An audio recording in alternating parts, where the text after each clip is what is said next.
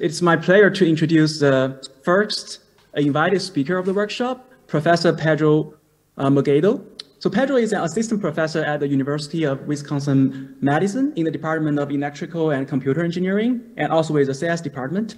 So Pedro got his PhD at the University of California, San Diego, and did his postdoc at SAMU. And he has done many interesting work on audiovisual learning. I would say he's probably one of the first that explores the spatial signals in sounds for visual learning, like from 360 videos. He also worked on many other topics like learning audiovisual representations from videos and audio, sound localizations in video. And today, I'm sure we're going to hear some of them. So without further ado, Pedro, the virtual floor is yours. Cool. Okay, so let's... You can see the screen? Yeah, I can see the screen. Yeah, perfect. Okay, yeah, so thank you so much.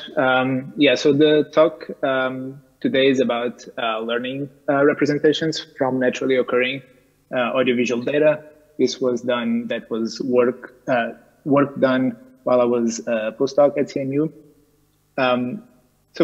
First, just a quick recap of why do we want to learn representations from audiovisual content. I think in 3 short sentences, there are 3 properties of audio that really makes really strong targets for visual learning. On one hand, we have it's very abundant and easily available. Basically any video from the internet will do. Audio is also very descriptive of visual semantics. You can easily hear what you're seeing. And these associations are immediate. So you can, the sounds that you're hearing are happening, or you can see them visually at that exact moment in time. So this makes sounds to be very strong targets for representation learning. How can we do this? One way that lately has been very successful is basically by learning audio and visual representations that are aligned in some latent representation space. Here, this picture is from one of my previous projects, AVID, that was presented a couple of years ago. But the same idea of learning representations through audiovisual correspondence is actually has been leveraged multiple times from many other work, and including some related ideas like synchronization and spatial alignment. Now, what makes this approach really interesting is that even though we are only providing cross-model supervision at an instance level, the models learn to group similar videos that, even though that they were never told to do so. Here you can see some of the visual clusters that are obtained with this audiovisual correspondence model. And as you can see, just by trying to align audio and visual representations, the model is able to group semantically similar videos very effectively, even though some of them can be quite different visually. So then what is next? One of the things that we were thinking is like, how can we apply this idea on video data that goes beyond data sets like kinetics or audio sets? So in this talk, I'll present recent progress that we've been making in this direction. There are 2 main problems that occur with naturally occurring audiovisual data. And that is that the data often comes in the form of, on one hand, very long interaction rich videos, but where the audio is not always descriptive of the video, of the visual content. And 2, you often are dealing with complex scenes which require localization even before you're trying to detect the correspondence with the audio. So in the first work that is titled Learning State-Aware Visual Representations from Audible Interactions, this is work that will be presented at NeurIPS at the end of the year in a couple months. This was excellent work done by Imangini et al. And it was done in collaboration with Unat Jain and Abhinav Gupta. So recently, there has been significant efforts to capture humans interacting with their own environments as they go about their daily activities. This has resulted in really outstanding egocentric data sets of very interaction-rich multimodal data like Epic Kitchens and AV4D. You can see here an example of these rich interactions that happen in this data, many of which you can imagine will be indicated by distinct sounds, like the sound of opening the cabinet and closing the cabinet, moving the chair, so on and so on. However, learning representations from this type of data or very long untrimmed videos can be quite challenging. We tried just applying audiovisual correspondence methods to this type of data, and it's simply not enough. Why is that? I think there was two main problems that we tried to address in this work. The first is that most of these prior approaches typically explore the curated nature of the video data, such as kinetics, which this type of data has been carefully selected by human annotators to display a single action or a single interaction with an object. And this is in contrast with this untrimmed nature of real-world videos, where there is no information about where the most interesting or the most interaction-rich clips are. And at the same time, a significant portion of these videos actually contain things that we don't really care that much, that are in some sense boring and not very useful to learn from. Second is that current approaches that work by aligning the video and the audio modalities in a common feature space, these approaches really favor invariance. And as a result, the learned representations are not really descriptive of changes that happen in the state of the environment over time. This is illustrated in this example, where you have Kramer walking through the door, and you can imagine taking two clips of this short video, one that captures the door open, one that captures the door closed. And because they're very close in time, they are being asked to be matched to basically the same audio. So they end up having a similar representation. And while they are very similar in many different respects, these types of representations wouldn't be able to capture the difference between the state of the door in this case. So we challenge ourselves to answer this question. How can we learn meaningful representations from interaction-rich, untrimmed, multimodal streams of egocentric data? This is quite a challenging problem, and much work still needs to be done to take full advantage of this type of data. In this work, we made two contributions to start. The first is figure out how can we focus on these moments of interaction. And the second is how can we learn from state changes in the environment. So let's look at the first component. Suppose that we have a video clip and its spectrogram. We can use a simple spectrogram-based detector to capture moments in time, which are more likely to contain these interactions. And here, the only thing that we did was very, very simple. We simply detect moments in time where there is large changes in the audio signal. Then we leverage this information to basically sample more often from those moments in time and focus learning on those video clips around these likely moments of interaction. Second, the changes in the environment are usually caused by interactions, often produce sounds that are quite distinct. For example, when you hear the sound of cutting vegetables, you would expect to see more pieces of vegetables after the sound than before. So we hypothesize that state-aware representations can be obtained by learning to associate the audio with the changes in the visual representation that occur during these moments of interaction. So how do we do this? How do we learn these representations from audible interactions? So we start with a long untrimmed audio-visual pairs. Then for each pair, we simply detect these moments of interaction using the audio spectrogram and use these moments in time to extract two video clips. One that is associated with the moment before and another one that is associated with the moment after the interaction and alongside with their corresponding audio. Then we encode these clips using the visual and audio encoders, which are then trained using two losses. One is the standard audiovisual correspondence objective, and the second is an audible state change objective, which seeks to highlight the changes in the environment by associating them with the corresponding audio. We make these two objectives work together by enforcing them in different subspaces of the representation. Then, so audiovisual correspondence is achieved through a contrastive learning objective, which, as I said, simply seeks to align the representations of the video and the corresponding audio by pushing representations,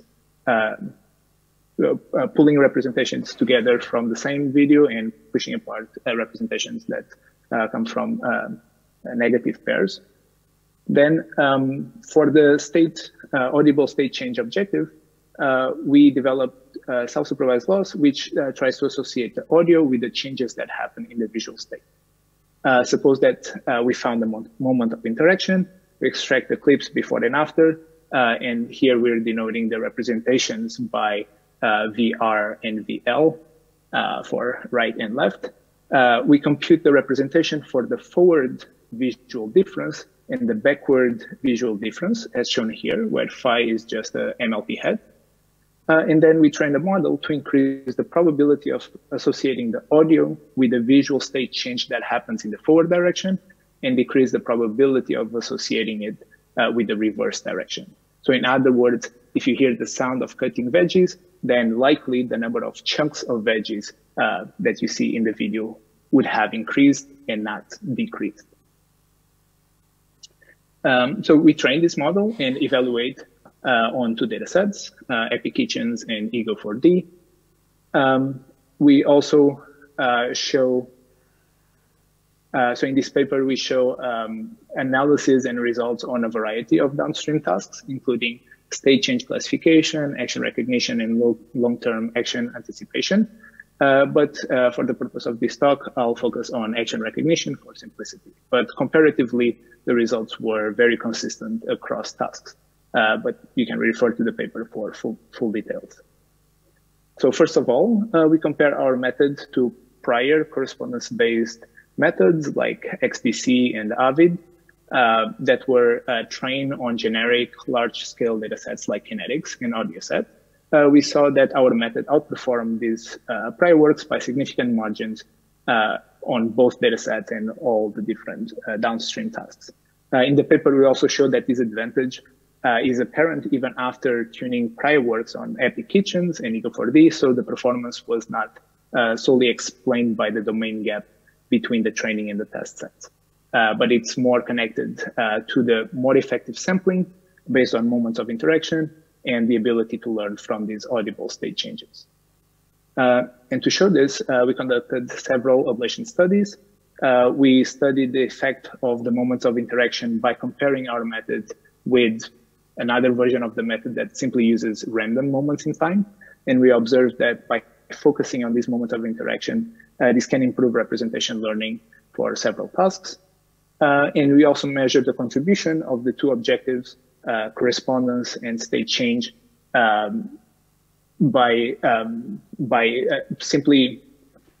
we observed that they were complementary to each other. In other words, just by removing each one of them would lead to overall worse representations. So in conclusion, we proposed a self-supervised method for learning representations for egocentric video data of daily activities. And we showed that by focusing on these moments of interaction and learning to represent changes that occur in the environment associated with audible interactions, that these two components are particularly useful for learning representations for an important source of naturally occurring audiovisual data, which is these egocentric data sets. So on the first video, was that a question or? Okay. No, I think we're good. All right. Yeah, so the first part for the first project, it was mostly about how do we go about these very long videos. The second part of the talk, I'll be focusing on more on complex audiovisual scenes which requires localization even before correspondence. So I will introduce some of the work that was done by me and Shentong Mo on this topic, specifically on the problem of weakly supervised visual sound source localization. I'll be showing here results and ideas from 2 papers, localizing visual sound sources the easy way, which is going to be presented during ECCV in a couple of days, and a closer look at weakly supervised audiovisual source localization to be presented at NeurIPS in a couple months. Shentong is currently a student at TNU, and he will be starting his PhD soon, next year. And given the amazing work that he has been doing, I'm sure that you will have many options to choose from. So let's start with the definition of this problem. So weakly supervised visual sound localization, usually what it means is we're trying to learn to localize sound sources in a video without relying on ground truth, bounding boxes, or segmentation maps during training. In the part of weakly supervised, basically means that we are allowed to use class labels and including pre-trained models that were trained for recognition, models trained on ImageNet. Now, there have been many methods that have been proposed before. Some of these methods, the easiest thing that you could think of is let's just use audio-visual correspondence. The problem is that these methods don't really provide very strong localized representations because they are optimizing for global representations of both the video and the audio. And so to solve this issue, a common approach is to use attention in order to localize objects before matching them to the corresponding audio. This is quite intuitive, but actually it presents a paradox. And the paradox is that we need very accurate localization in order to be able to learn good representations. But on the other hand, we need good representations in order to learn to localize sounds well. So we need to address this paradox. And I'll show that because of that, it actually leads to performance that is not as optimal as it could be. The other problem of prior work is that it generally ignores the visual priors. That is the fact that not all regions in an image are likely to be a sound source. And this happens even if you don't even listen to the video. You don't even know what are the sounds that are coming from the video. So in this work, we try to address these 2 challenges. First, to address the paradox of simultaneous localization and representation learning, we went back to the drawing board and tried to simplify as much as possible the training pipeline. So we start from a single assumption that the sound source is visible somewhere in the video frame. So if this is true, then our goal is to align the audio with at least one region in the image. And this is a multiple instance learning problem where we know that within each bag of visual features, at least one of the features has to be the positive one. As an multiple instance learning problem, we can then just measure the alignment between the sound and the entire video using a maximum similarity to each of the local visual features. Now, despite the simplicity, we were able to achieve great localization performance on standard benchmarks datasets like Flickr SoundNet and VGG's sound source. Here you can see the boosts in performance were quite impressive, and we basically kind of downgraded like how complex the method would have to be. But on top of that, we also showed that the objects themselves, even without listening to the audio, can form a very strong prior for visual sound localization, since most sounds in nature are produced by objects. So these object priors can, in principle, be obtained from the image alone. They are not meant to identify sounding objects, only to identify where the objects in the image are. Now, fortunately, we can leverage existing pre-trained models for either classification or detection to achieve this without needing to collect any extra supervision for the location of specific sound sources. All we have to do is at test time simply merge the object-guided localization map that we get from these pre-trained object classification networks and merge that localization map with audio-visual localization maps. We can see here the localization performance of a model using varying weights by when we're merging the vector alpha here. Even though the object-guided localization does not use any audio information, as you can see, it can achieve performance that is already on par with audio-visual localization alone. So this, interestingly, we found that object-guided localization just by itself already outperformed several prior works. And this shows, on one hand, the value of the object prior, but on the other hand, the limitations of current benchmarks, where simply just by trying to predict where are the objects in the image, regardless whether they are sounding or not, that already performs very well. Now, this objective, this object bias should nevertheless be seen as a prior, since optimal performance is still achieved when we incorporate further evidence from audio-visual localization. Now, while working on this project, we found that we can get a very nice performance boost with a very simple approach.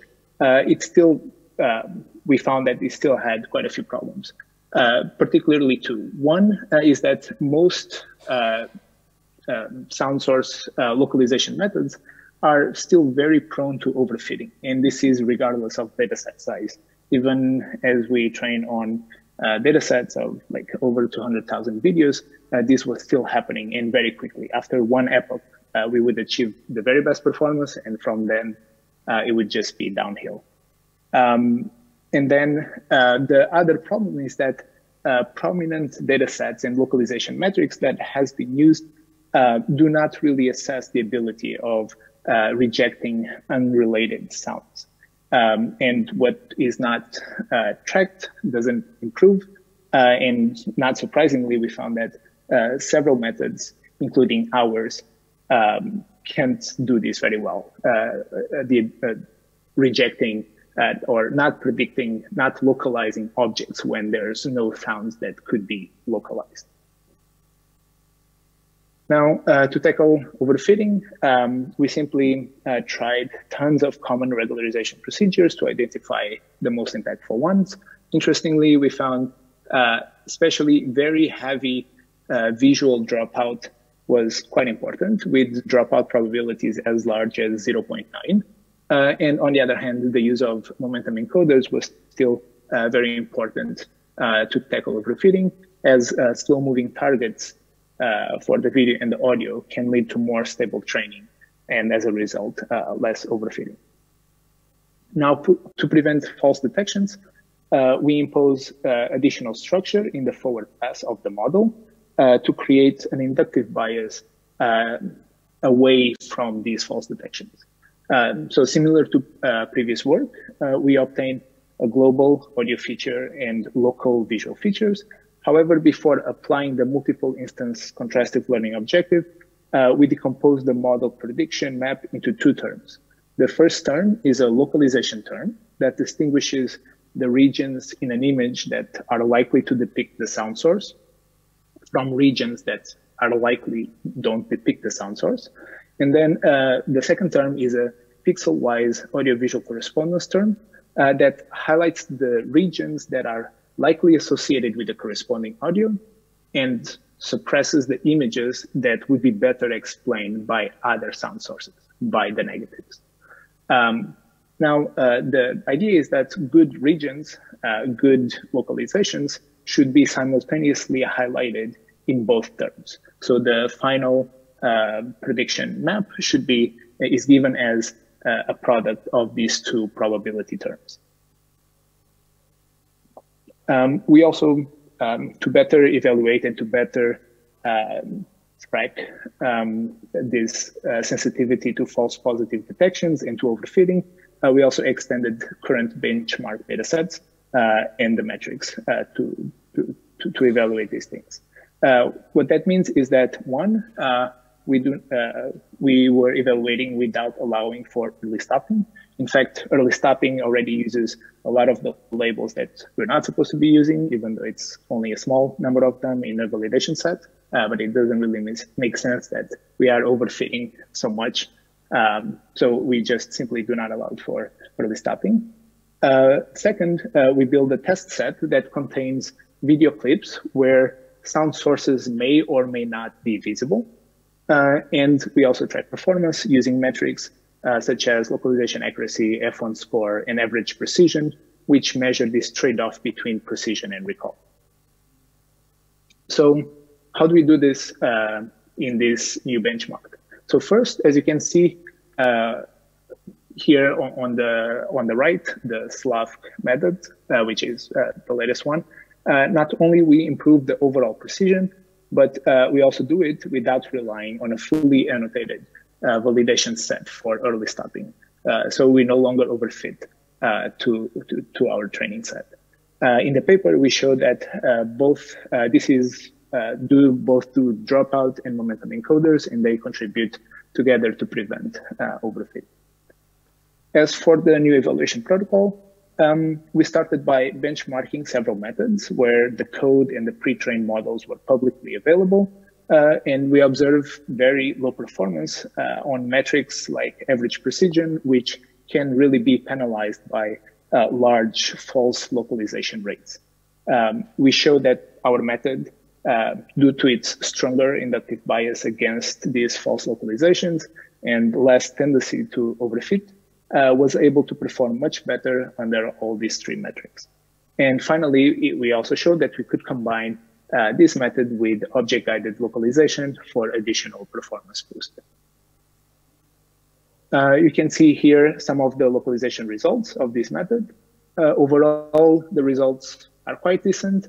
However, I would argue that we're still far from what these methods should potentially be doing. There are still a lot of innovations that are needed. For one, we still strongly rely on image pre-trained models to provide a strong bias for objects. Simply put, audiovisual localization methods don't really work as well when trained from scratch. Second, these methods require a relatively clean data set where most videos still contain a single visible sound source. Learning from complex videos with multiple sound sources requires simultaneous separation and localization, which is quite challenging, but something that we do need to address. And there is very interesting work that is being done in this area, probably by people that are in this room. And so perhaps you'll have a chance to hear more about this in this workshop. And finally, audiovisual localization methods still struggle with very small sound sources that are not prominent in the video. So all of these challenges still need to be addressed in order to take full advantage of large-scale, naturally occurring audiovisual data. All right, thanks for listening. I'd be happy to take any questions if there are any. Yeah. Thanks, Pedro, for the very nice talk. So any questions from the audience? So if you are on site, please just raise your hand. If you are watching the live stream from the web platform, you can just type your questions in the chat box. So if you are on Zoom, you can just directly unmute yourself to ask the questions.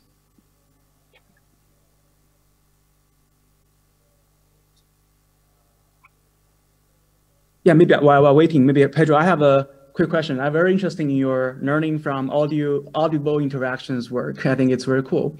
So I wonder, are you using the mono sound or stereo sound from the videos? I don't know whether that egocentric recordings has this kind of binaural or stereo audio streams. I wonder, do you think that can actually provide some information? So for example, if you move your hand from left to right, actually that maybe the audible change can give you some information about where your hand is. That can provide some information about the egocentric activities. So I just wonder, what's your thought on that? Yeah, yeah. So in this work, I believe there is stereo in these data sets, but we downgraded to mono right away. Actually, like the way that we're basically find these moments of interaction is really the simplest approach is just like how much does the volume changes, like the energy, momentary energy changes over time. And I really think that like really pushing along that line of like how can you find more interesting moments of interaction through the audio would be definitely a way to improve this work. But yeah, I mean, your suggestion is it would definitely be interesting. Like there would be better ways to find these moments of interaction, and not just through the moments of interaction, but also like trying to associate the video with the directionality of the sound. Could also provide like an additional source of information for to learn better representations. Yeah. Yeah, it makes a lot of sense. And also, I think even for your localizing sound source work, I think there might be some spatial. Yes. Yes. Yeah, definitely. I think that there is the data sets are still challenging. Like it's, I would rather have like some data sets where like a lot of the data were actually like real video with audio. Like in a lot of these data sets is still, the audio is there, but the video is like kind of static or superimposed audio, where like the association is not as direct. But yes, like in general, having a good source of stereo with some spatial information would give us very strong cues for where the objects are, for sure. Yeah, cool. Yeah, any other questions from the audience? I can also see the audience on site, so please raise your hand if you are having a question.